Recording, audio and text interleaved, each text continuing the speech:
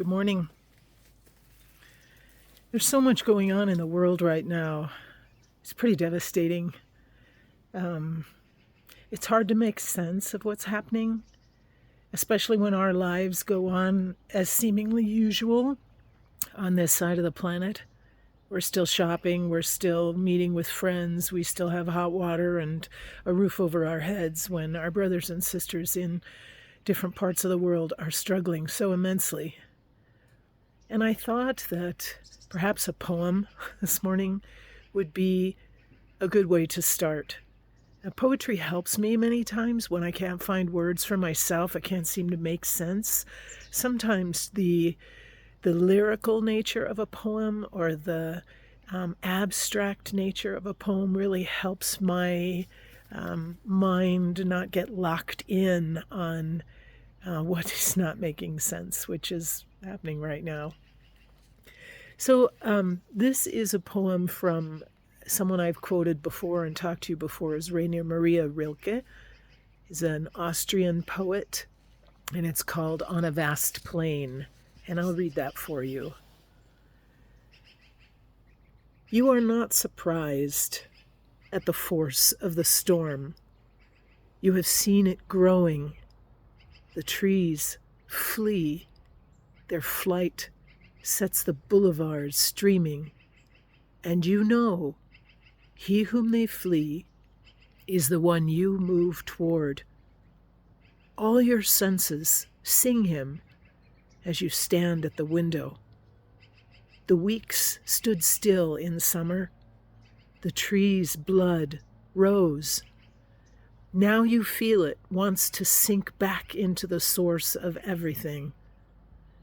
You thought you could trust that power when you plucked the fruit. Now it becomes a riddle again, and you, again, a stranger. Summer was like your house. You knew where everything was, where each thing stood. Now you must go out into your heart as onto a vast plain. Here the immense loneliness begins. The days go numb. The wind sucks the world from your senses like withered leaves. Through the empty branches, the sky remains. It is what you have. Be earth now, an evensong.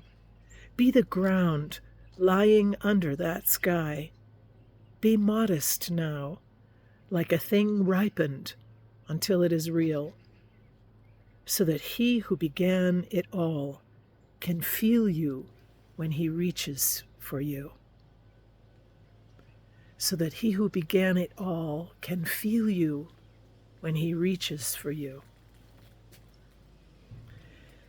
I'm watching a movie on Prime TV right now called World on Fire. And it is about the devastation of World War II, and it follows the lives of about 4 or 5 different individuals as the war changes them and their world. And I was watching this last night, and to my great surprise, I just started to weep, thinking about the terrible things that human beings do to one another. And then thinking, on the other side of that, the amazing things that we are capable of doing as well. Those little tiny flashes of light in the darkness. Carry that light that you have. Carry it. Bind together with others so that that tiny spark becomes a torch.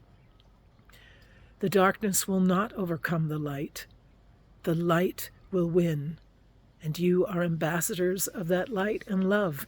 So let us take heart in the midst of this terrible time and offer the bright spark of your hope in what you believe to be true and the one you know to be true. Offer that to the world.